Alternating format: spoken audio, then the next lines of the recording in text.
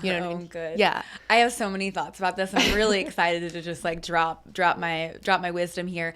But you said you were going into the manosphere? Yes. What is this? I have no idea what You know this what the is. manosphere No, is? I have no Okay, idea. so they call themselves red-pilled, but I correct them and say black-pilled because a lot of them are very cynical, and Okay. it's just there's no point to enter a relationship. The legal system is fucked, so marriage is pointless.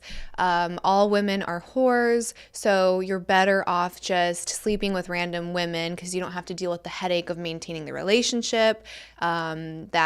It's just like, it's just woman hating essentially, and it's like a bunch of men that have either been hurt, traumatized, or are fearful of the feminine, so what they do is just kind of like cast it out entirely. Shame. Yeah. I have a lot of compassion for that, actually. Mm-hmm. I feel that it is a really difficult time to be a man. There's a lot of shame and blame being put on men by a lot of women. Mm-hmm. And I just think that it's really important to acknowledge that men are victims of the same culture that women are victims of in completely different ways. Mm-hmm.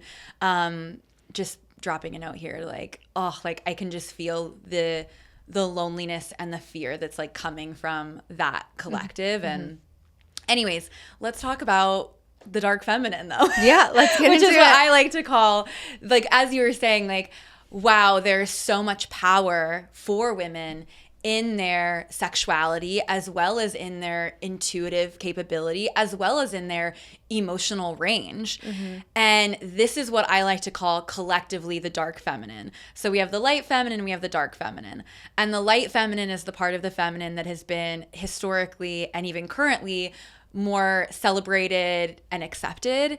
It's like the mother and the virgin maiden, mm-hmm. and like the lover girl, the housewife, like nurturing, sweet, innocent, loving, and all really great qualities. Like, I'm super here for the light feminine. I don't want to demonize the light feminine. There's a lot of power there as well.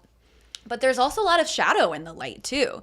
There's the martyr, there's mm-hmm. the controlling mother, there's the naive, innocent, easily manipulated young, expression of the feminine, and those are all shadows of the light. So you have the light and the dark, and then you have shadow or distortion. Mm-hmm. And there's this misconception that the light is the only place that God exists, or that there is divinity, or like that's the divine feminine. Whereas there is just as much godliness and divinity in the dark feminine, in its holistic expression, in its harnessed expression. There's also shadow of the dark feminine, which is what we often see portrayed more than the like holistic dark feminine. Mm-hmm. So you have the seductress who's like manipulating men, tearing families apart. You have the like witch intuitive that's like, creating mayhem in Disney movies. You have the emotionally chaotic woman that like can't control how she's impacting a space, how she's impacting a room, how she's impacting others with her emotions, mm-hmm. right?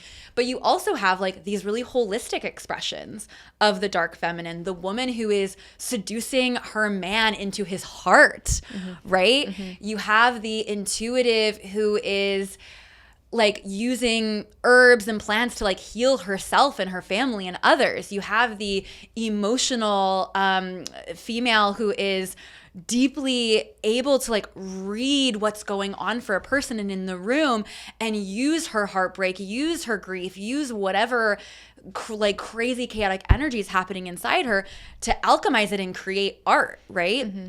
So to me, it's like this energy, especially sexual energy, is very powerful. And, most things that are powerful have a capacity to be dangerous, mm-hmm. for sure. Money is very similar. Money can be used to create war and like, greed, or it can be used to like literally save lives.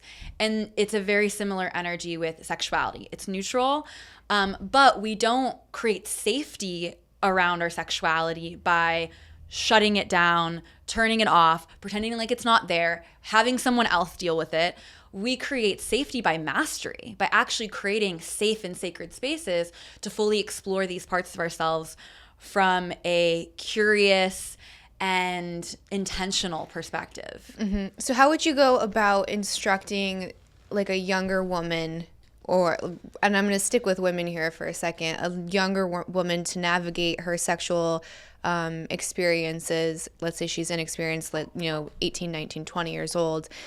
How do you do that in alignment to where you're not making reckless decisions? Because you mentioned distortion, and I think that's a really powerful word, because a lot of examples that will be used when it comes to criticizing female sexuality or our ability to make good decisions in that field is, and you see it a lot, and it's, to me, it's obvious, like I can kind of see like the pattern going back to when they're like a little girl, but the woman that chases the bad boy, right? Or the woman that stays in the abusive relationship and she's almost addicted to like the polarizing chemicals of fight, flight, freeze, and then makeup sex, right? Yeah.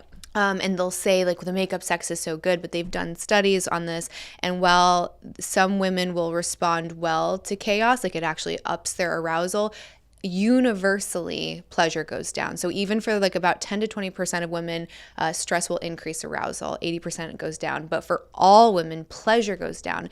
And there's this, it's just like, it's almost like, to me, it's a self-worth thing. It's a nervous system thing. Like you recognize, your nervous system recognizes what is your homeostasis, and that might be like a chaotic, dark man. So why is it so many women go after the bad boy that they know is not good for long-term intimacy, that isn't going to take care of their needs, that isn't prioritizing their safety? Like, how do you help navigate that exploration period of a young woman?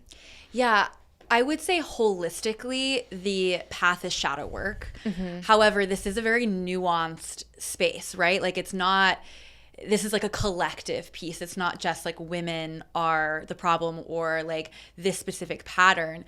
And I came from like a very similar path. Like for me, grew up in the Midwest, religious environment, very conservative environment, great place to grow up in many ways. However, there were lots of, again, fear and shame-based education around sexuality, around pleasure, around my body.